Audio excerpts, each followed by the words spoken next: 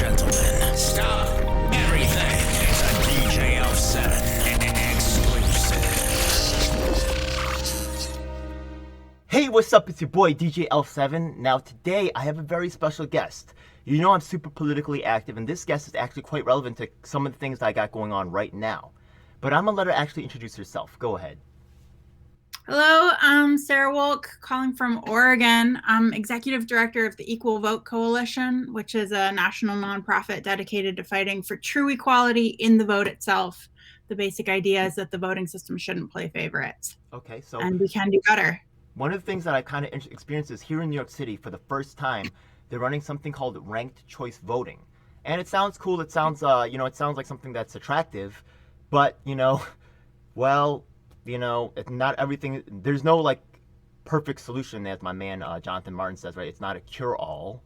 So one of the problems that I see is that when I try to approach candidates to talk about certain issues, it seems like they don't want to have that conversation because they don't want to piss off anybody. So with ranked choice voting, I'm getting this very kind of like milquetoast type kind of conversations, and I can't get these politicians to really lock in on certain issues, and especially issues that are kind of necessary or it's a big headache. So I'm like, oh my God, is ranked choice voting negatively affecting my ability to address these issues? So I believe that you're a proponent for something called star voting. That's right, yeah. Star voting's similar to ranked choice voting in some ways, quite different in some other ways. And so for those of the viewers who have no idea what star voting is, because trust me, they're out there, what is star voting? Yeah, so star voting is an alternative voting method. So instead of a choose one ballot like we normally use now, with star voting, you would score your candidates from 0 up to 5 stars. The 2 highest scoring candidates overall are finalists, and you don't have to vote again. Your vote automatically goes to the finalist who you scored higher. So whichever one is preferred by the majority between those 2 highest scoring most supported candidates overall wins the election. Okay, quick question for you. I noticed that you said 0 to 5 stars. Okay. Right. When I looked at the ballot, I felt like it was a little bit confused. Not so bad, just a little bit confusing, right? Not so. But the thing is that what happens if there's 8 or 9 candidates for the same position? What happens with that 0 to 5 thing? Like they just get cut off, or do you guys expand the number of stars from 0 to 8 or something? How does that work? So it's always a 5-star ballot, just like a 5-star rating. And you are able to give people the same score. So if you have 2 candidates who you think are fantastic, give them both 5 stars. If you have one favorite, but you've got a couple other candidates that are really good also, give those people 4 stars. If you've got candidates that you hate, give them 0. If you've got people who are a lesser evil kind of thing, give them 1 star. And that runoff means that your preference order ultimately is what's most important. The first round measures level of support. So like quality, how are these quality candidates? And if so, how good are they? The second round measures the number of supporters who prefer each finalist. Okay. Is there, now when people vote, okay, they may actually not vote for a candidate or just not know about that particular race and just don't put anything there. Is there any advantage to having 0 stars over just not voting at all? Or is it about the same thing? If I just don't make a mark, is it basically 0 stars? Yeah, if you leave it blank, that's the same as a 0. So you can absolutely just vote for your favorite, leave everyone blank and move on. Star voting is super adaptable. So if you like the current system and you're happy with the status quo, great. You can still do the same thing, vote for your favorite, move on with your day. But if you do have a more nuanced opinion, if you like ranked choice voting, for example, with star voting, you can say 5 stars, 4 stars, 3 stars, 2 stars, 1 star. Yeah. Great, you're represented. But if you have a more nuanced opinion, star voting lets you say, hey, my second choice is actually really good. Maybe they're as good as my favorite. With ranked choice, you don't know, is my second choice a good second choice, or is that like a lesser evil and I would never support them? There just happens to also be Hitler on the ballot. I'm so lucky to have the executive director of, you actually know what you're talking about, like in a very high level, and I really appreciate that. One thing that's really cool that you said earlier too is that you're from Oregon, right? Right. And didn't you guys institute star voting actually locally? So Oregon is definitely the birthplace of star voting. That's where it was invented 5 years ago. the Equal Vote Coalition hosted a national conference of leaders from a bunch of different voting reform organizations from around the country. And so that debate of like, should we do ranked choice voting? Should we do score voting? Should we do approval voting? It turns out there are a lot of different voting methods, Condorcet voting, but none of them fully deliver on all of our goals. Like for me, as an activist, I came into this wanting to be able to vote my conscience, number one, to have my vote not be wasted. I want my vote to have an impact. And third, obviously, we all want representative winners. Yeah. We don't want the spoiler effect. We don't want vote splitting. We don't want the whole thing thrown because everyone didn't fall in line. Yeah, so this is a common refrain heard amongst third-party and independent candidates. In fact, probably one of the things that made RCV, I think one of the things that made RCV the most famous was when Jill Stein really kind of like promoted RCV. Would you agree with that, or do you think RCV got famous from other things as well? For me, that was a big endorsement. Yeah. So I think with ranked choice voting, a lot of people want to, they want to solve this vote splitting problem, and they want to solve the spoiler effect thing. But those talking points that I just listed, ranked choice voting mitigates those problems. Yeah. But it's been oversold. So it doesn't fully eliminate vote splitting. If you have multiple viable candidates, then you've still got a problem. I know you guys have that chart, actually. We'll get to that in a moment. But before I get to that chart... Oh, go ahead. I'm sorry. Sorry, before we get too far ahead, you asked some other questions, I too. Did. I was going to review those. Okay, yeah. Yeah, I'm going to head back there. But awesome. One of the things you asked is Oregon, has star voting been implemented in Oregon? Exactly. And that is what we're currently working on. There's a bill, HB 3250, to adopt star voting statewide in the Oregon legislature right now. We've got 3 ballot initiatives for adopting it at the local level, city and county around the state. And star voting's been used for the Independent Party statewide primary and the Democratic Party of Oregon's presidential delegate elections. It's used by county parties and NGOs, local nonprofits. So it's being used really widely, but we still have a ways to go. That's why I'm so excited to have you on, because you've actually got to see the implementation of it in effect. How's it worked out? So far, it's been fantastic. What we're finding is that star voting does help combat that polarization that we see with our current system. Our current system's really divisive.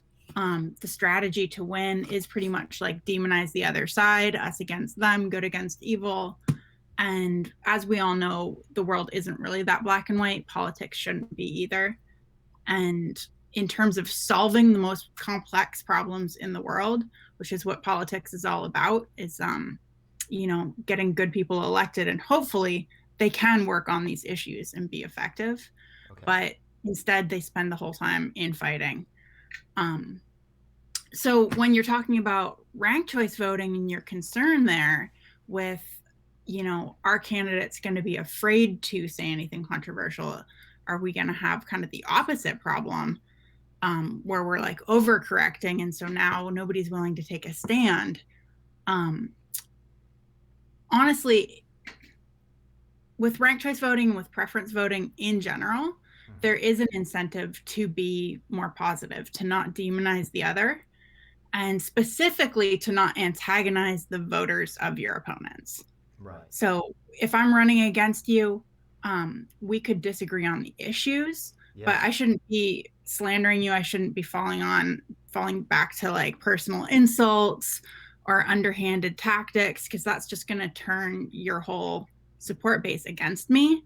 I do want to be saying, hey, we agree on some things, we disagree on some things, we can agree to disagree, and here's my position and why, and maybe I can convince you guys. Yeah. So I think preference voting in general really incentivizes treating your opponents with respect, which is something that I think we could use a lot more of. Okay. Well, yeah, I agree with that to an extent. I still have my concerns about, their willingness to approach certain issues, but we'll see how that works out. Let's talk about some of the people. I know you talked about the five-star system, right, of ranking. We know ranked choice voting also has a ranking system, but I think the real Mhm. core difference is the end, right? That automatic runoff versus, right, the ranked choice voting. Right. Can you explain to me how the mechanics of that protect or make star voting a superior choice to ranked choice voting? Yeah. So ranked choice voting and star voting are both preference voting methods. They both have an instant runoff or an automatic runoff, which is the same thing. The difference is that instant runoff, aka ranked choice voting, has lots of runoff rounds. So in each round, you eliminate one candidate. Those votes are redistributed to those voters' next remaining choice if they have a next choice. And what happens is a lot of voters may not have put down a next choice, or the worst case scenario is really that your other options were eliminated while your first choice was still in the running. And when that happens, your vote has nowhere to transfer to. So Yeah. that is essentially a wasted ballot. And the reason it happens is that in ranked choice voting, they actually don't count all of your rankings. A lot of people assume they do. There are other ranking systems that do count all the ballot data, and we really recommend, if you're in love with a ranked ballot, advocate for that. Don't advocate for this version of ranked choice voting that's really kind of a dumbed down, simplified version Yeah. where not all rankings are being counted, data is being lost, and you're getting skewed results because of it in some cases, Okay. specifically in competitive races with multiple candidates. Through all your implementations of star voting, have any problems or any hiccups been revealed at all? Um, there hasn't been, the kind of stuff that we're doing is really fine tuning our messaging and fine tuning, our implementation. So when we first started, we launched the star.vote website as a place where people could try out star voting. You can type that in right now, starvoting.us, put in a poll, where should we go to dinner tonight, put in some options, send it out to your family members, and there you go. But we've since come out with tools that offer like more secure voting, credentialed voting, and a lot of features that weren't originally available. Right. So those are the kinds of things where we're able to like fine tune it. So now we've got a new Slack integration for those of you that use Slack for activism or for work or whatever. You can add the Accord app, ACCORD, and then you just type /decide in your thread in your channel. You can set your quorum to whatever you want. You can pick your voting method. Star voting is one of the options, and vote right there in the tool. So you're saying We've that. also got star voting on Google Forms now, which Oh, a lot of groups, Democratic Party of Oregon or Multnomah County Democratic Party, I think, just recently used it for an election, and that allows you to do, send it all out to your email list, have your credentialed voters that you've maybe even met or gotten their ID in person, and verify who's who and that each person's only counting one vote. hey, that's awesome. And we're working on more stuff like keeping it open source, all of that. Oh, I love open source. Thank God for that. Yeah, that's awesome. Now the thing is that I'm actually working on another project with a guy named James Roguski on something called Independent Congress. This coming election cycle for Congress, the redistricting will make it possible for us to attend to issues and put more pressure on issues than usual because of the loss of incumbent seats due to redistricting. So, star voting, right? The thing is that we see that there's a chart that you guys have on your site, which is pretty cool. What's that website again? Starvoting.us. Starvoting.us is the main website for star voting. If you want to get involved, that's the place. If you want to learn about star voting, that's the place. We've also got our nonprofit arm, which is the Equal Vote Coalition, and that's about education, research, coalition building around voting reform in general. And so that's equal.vote, and Equal Vote is what put out that that voting methods comparing scorecard that you're talking about. Are there any, just quick question, because I do actually talk with some other organizers who are like looking to build organizations, 501c4s, 501c3s, things like that, right? Did you guys, are you guys required to split the organization for some reason, or you guys just did that for other reasons? Well, the Equal Vote Coalition came first. It predates star voting. Okay. And the idea was that the voting method shouldn't play favorites, and my vote should be equally weighted to yours. So currently, with our current system, if you have 3 candidates on your side, but I just run 1 candidate, I have a huge advantage there because your faction is going to split the vote between those 3 candidates, and you have no way to say, hey, I support all 3 of these, and actually we should be stronger because there's more of us. The current system plays favorites that way. So your vote is actually a third as powerful as mine. And if you don't actually coalition and vote as a block, it would take 3 of you to bring an election tied with my 1 vote. Yeah. So voting methods that pass this equal vote criterion, where any way you vote, I can cast an equal and opposite vote, include star voting, but also score voting, approval voting, some Condorcet voting, Minimax in particular. A lot of systems do meet that criteria. Ranked choice voting, the instant runoff voting common version doesn't. You make actually a pretty solid case, right? And the website makes a solid case that ranked choice voting is kind of like an evolution of ranked choice voting. Maybe you could tell me, how did you guys develop that? Like, was there a committee of people? Was it one person's main idea? How was star voting really like developed? Yeah, so that's where it comes back to that Equal Vote Coalition conference, where on the one side you had the score voting and approval voting camp who were saying, hey, we want a ballot that can be added using basic addition, where all the data from the ballots is counted. And that's the key to getting accurate results. And, that's a compelling argument. On the other hand, you had the ranked ballot type advocates who were saying, no, it's more important to be able to like show your preference order and like have this instant runoff, automatic runoff round that helps incentivize like honest voting and ensures that like even if your favorite can't win, your vote goes to the finalist you preferred. And so somebody threw out this idea of like, oh, is there some way to do a hybrid? What if we did both? And that is what star voting is. It's a score voting first round with an instant runoff, a single instant runoff between the 2 highest scoring candidates for the second round. So it really is like a hybrid of score voting, preference voting, all in one. And that was kind of a realization that I think Mark Frohnmeyer and Clay Shentrup had as they were like kind of debriefing after this day at the conference and the conversations that they had had. They were like, wow, a 5-star ballot or a star ballot allows voters to show level of support and preference order. So you don't have to have a second runoff election to get both. You can actually do both with 1 ballot, only voting once. You know what? And as an activist, I'm thrilled that you guys have the Slack. By the way, I met Sarah on the Slack right there. I encourage everybody to join that. And the thing is that what I think is really thrilling about your organization too is that you guys are not like having this top-down mentality where you guys are, well, a little bit, right? Yeah, maybe a little bit, right? Where equal choice, right? They're promoting the star voting.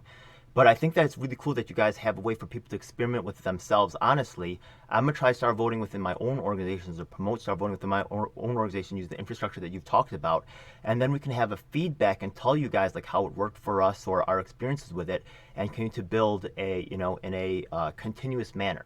Right? It's very difficult to just put in one thing and then just say, hands off. And actually, we got to be very careful because you will see probably in different areas, different attempts to manipulate star voting or different ways to try to like change star voting in ways that could be dangerous, right? A lot of times the programs that are built to help the poor are weaponized against us through little changes that they make in the system, stuff like that, right? By the way, would you call star voting election integrity?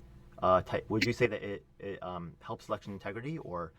Absolutely. Yeah. I think, election science, election integrity, all of that, it's kind of a big field. You've got everything, you've got a bunch of causes that are all under one umbrella. We've got gerrymandering, we've got the Electoral College, we've got money in politics, we've got voting system reform and eliminating vote splitting. And ultimately, in order to have a fair and equal vote, we need to do all those things. There's no one piece of the puzzle that's going to solve the whole thing because it's complex and it's multifaceted. Yeah. But where I really get inspired is that the voting method itself is just so fundamental. It's like the foundation that all the rest of the system is built on. And so many of the flaws that we see from, hyperpolarization or magnified influence of money in politics do come back to that central vote splitting flaw with our current voting system. Like equity is a big one in terms of equitable representation, glass ceilings in politics, and magnifying the influence of power. To me, you can trace that all back because with our current system, if you don't think your favorite can win, it's not safe to vote for them. You have to strategically vote lesser evil or vote for the candidate on your side who you think can win. And who do you think can win? That's always, almost always, going to be the candidate who raised more money, the candidate who's an incumbent, the candidate who looks the way candidates are supposed to look, the candidate who dresses the way candidates are supposed to dress. And you just get this, you get a glass ceiling. I think that's right definitely there. what RCV does. I feel like, and actually, in the chart, it says that RCV hurts long, candidates who are serious underdogs, and that's independent third-party candidates especially. And I know there's a lot of people who watch my channel who are very sympathetic to third-party independent candidates. So, maybe you could just explain to me a little, in my own personal experience, like we've talked about now, right? The third-party candidates are afraid to differentiate themselves because that they could become a target for getting whacked in the ranked choice voting. How does star voting protect them? Well, I think we should rewind a little because you've covered a lot. But the reason that ranked choice voting puts strong underdog candidates at a disadvantage is in the way that it's counting the votes through that elimination process that I talked about. Oh, right. So it's actually separate than the electability bias that I was just talking about. It's a whole separate flaw that ranked choice also has. And the way that works is like, let's say we've got a third party that's running and they're not really viable. They're maybe kind of like a Ralph Nader type candidate who has some support, but they're pretty much not going to win. With ranked choice voting, that candidate would be eliminated in the first round or one of the early rounds, and all of those voters would have their next choice counted. Okay. So it actually does solve that type of spoiler effect where the third candidate or the challenger is not viable. But what happens if Ralph Nader suddenly, we've adopted ranked choice voting, everyone's like, hey, now if my favorite's eliminated, my next choice is going to be counted. I'm going to vote Green Party because I think we might actually have a chance. And that's where the flaw in ranked choice voting comes in. So what can happen there is like the candidate, Ralph Nader is pretty strong.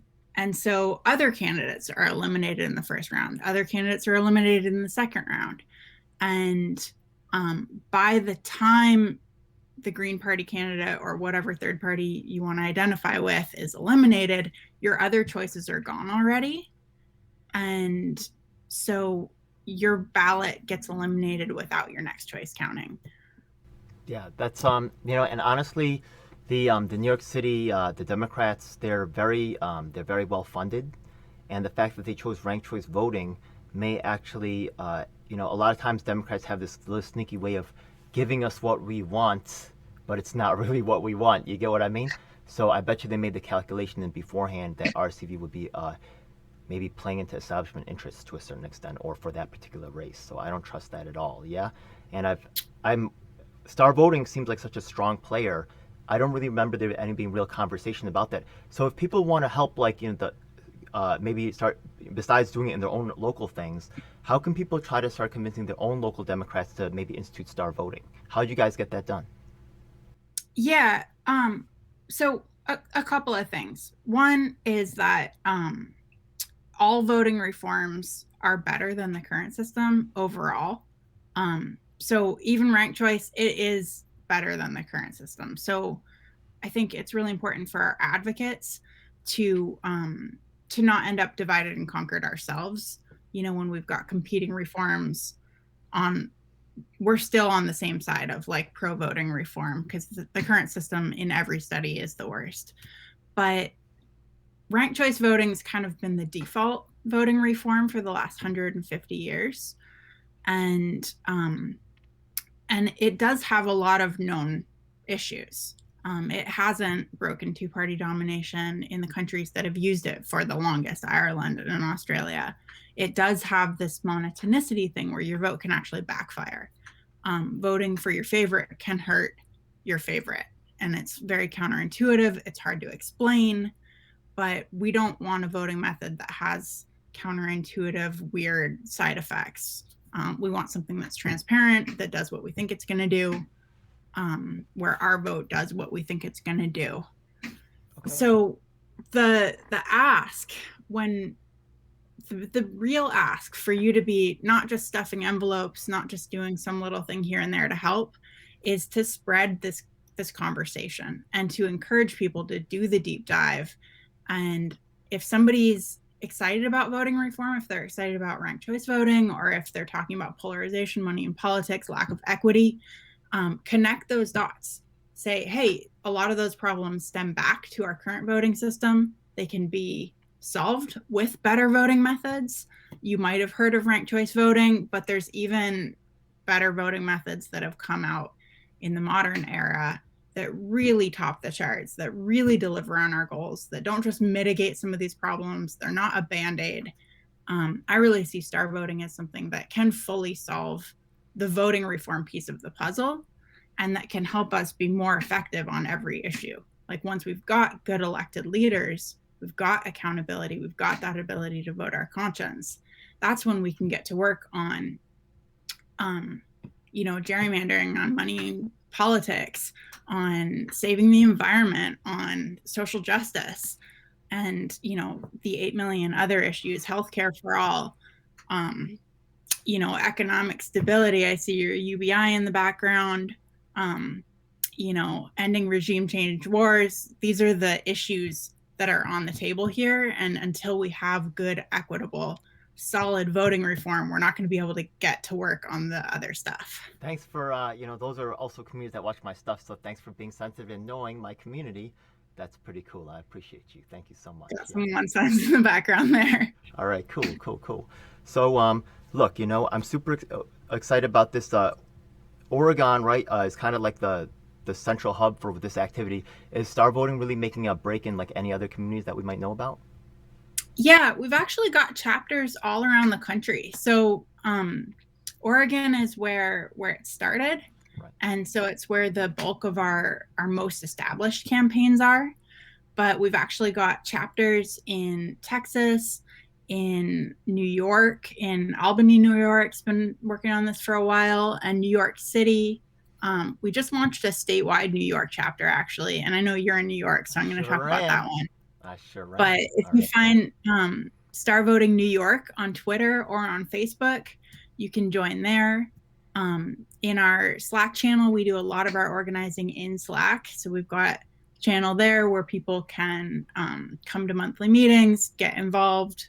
And that's something that we're actually right in the process of launching right now. So we're looking for leaders in the state of New York that want to work on this. Well, I do think, RCV has some shortages, and I think they need to be addressed, so I'll be showing up. I've already been showing up. Yeah, I'm super busy, but I am hopeful about this. It seems pretty good, yeah? So how can people get involved, share, like, the social media, whatever you guys got going, right? How do people get involved with you? Yeah, so go to starvoting.us. There's a volunteer. There's a sign up button. Click through. check that out. That'll send us an email. We can then invite you to our Slack channel. We'll get you on the email list. And there's always action items or events or things that you can do to be involved. And also, a lot going on in terms of the advocacy and just the outreach, like what you're doing right now. We're trying to get this message out through podcasts, having people write articles, having people write letters to the editors, having people write their legislators. Actually, before there's something we have called Independent Congress. We just had actually a police reform thing where we actually had Independent Congress present at the beginning of that particular debate/forum. And I told you that Independent Congress, we plan on, with the House of Representatives with that switch. I'm actually might be asking you to make a presentation in front of a video to kind of like introduce star voting, because I think that this needs to be addressed because the RCV has been so problematic in terms of getting certain issues addressed. And that's all us activists live for, to get these issues addressed that we're not being heard on. So any reason that they have to like not listen to us or not address the situation, we need to clear that up pronto right now. So thank you for coming up with the alternate solution. I think that's wonderful. I will be involved, and all my viewers, I do what I say I do. I hope you guys come and join me on this ride. I think that this is an important issue. The whole, and it's vital. So thanks again. Yeah. Fantastic. Yeah. Thanks for having me in. I would love to come present again. If you know of other opportunities to do that, feel free to invite us or offer us up as like a guest speaker in any organization that you or your viewers are in. We're always happy to do it. And there's me, and there's also people all around the country. They're actually right now organized for July 24th. We have the Medicare for All March. And I'd like to ask you guys to get involved. Maybe you guys could even meet some of our leadership, and maybe some of our decisions internally could be made using star voting. I will actually send you the email of our local organizers. We have the two big events going off in LA and in Washington, D.C. on that day, so it is a national level event. And, let's make some cool stuff happen. You're fantastic. I didn't know what to expect. You too. I'm impressed. Yeah, so good job. I'll see you on the next Fantastic. one, all right? Yeah, good questions. Thanks for raising the issues, and it's really good to get to know you and talk to you. Thank you so much. Okay, so I'm just going to hit stop on the record. It's a dark day in our nation when high-level authorities will seek to use every method to silence dissent. The truth must be told. And if you want the truth, you need to check out independent media producers just like myself, DJ L7. You should subscribe and hit the bell icon to get notifications when I release a new video. Truth of these We are words on all is the major beyond doubt. platforms. That includes Facebook, Twitter, Instagram, and of course YouTube. Unfortunately, we have definitely seen that these mainstream outlets will cave to corporate interests, so we encourage you to join our independently moderated communities of Reddit and Discord. We also encourage you to subscribe to us on BitChute and Daily Motion so you can see the content that YouTube doesn't want us to let you see. Hey, now it's time for the most important part of the video. That's right. It's time for us to tell you about the Taking Action Group. Do you need an activist? Or maybe there's no activists around willing to help you with your cause and you need to learn to become an activist. That's exactly why we're here. Every week we get up with people from across the nation, in fact even sometimes internationally, and we develop strategies and a game plan to address the issues that are affecting all of us. Every week myself from New York City and of course my co-host Lisa from Los Angeles provide a coast-to-coast perspective on what's going on in the country. If you want to donate to help out with expenses, travel, equipment, stuff like that, then I definitely appreciate it, and you can hit us off at Venmo or PayPal. Thanks a lot. Hey, by the way, we also have a merch store, so check it out. Oh my goodness, it seems like you've reached the end of the video, so make sure you check out some of our other videos, make sure you subscribe. This is your last chance to do so thanks a lot, and looking forward to seeing you on the next one. Hope you guys enjoyed. Please comment below if you have any questions or issues you'd like me to address. And if you're an activist, the time to make things happen is now.